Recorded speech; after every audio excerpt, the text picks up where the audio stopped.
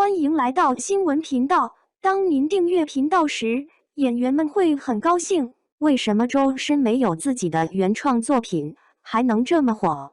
周深是一位年轻的歌手，他以独特的嗓音和演绎风格赢得了众多听众的喜爱和认可。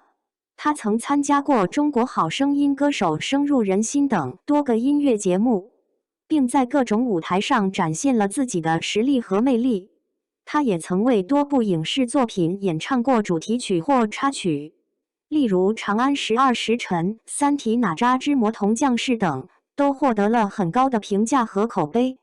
然而，周深并没有自己作词作曲的作品，他所演唱的歌曲都是由其他人创作的，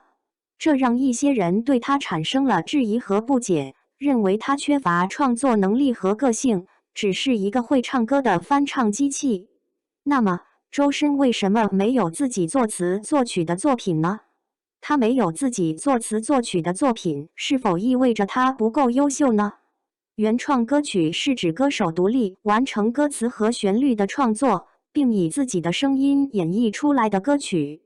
原创歌曲可以体现出歌手的思想、情感、风格和个性，也可以展现出歌手的才华和水平。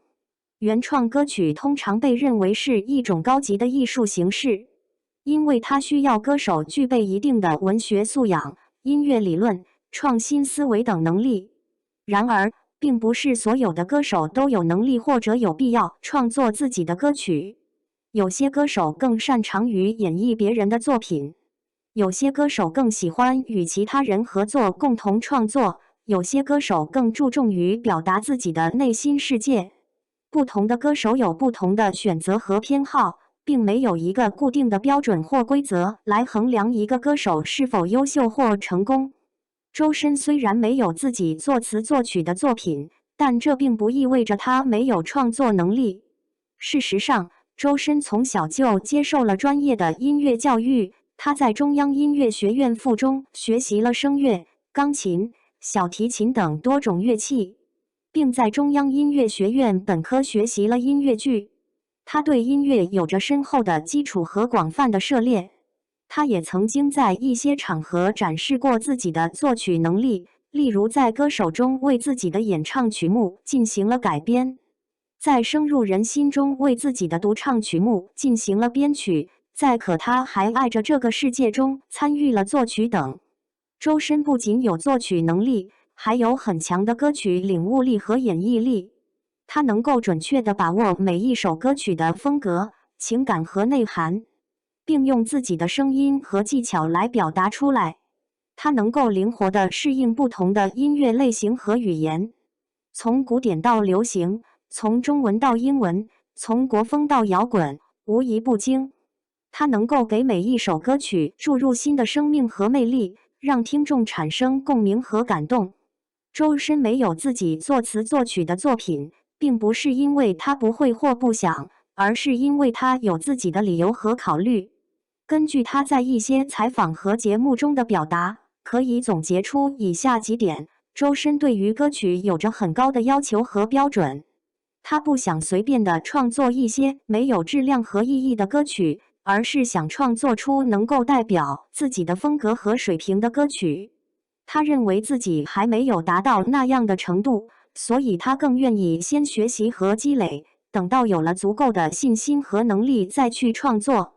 周深对于音乐有着很广的视野和兴趣，他不想局限于自己的创作，而是想尝试更多的音乐类型和风格。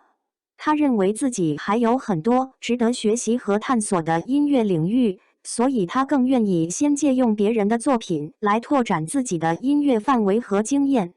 等到有了足够的见识和感悟再去创作。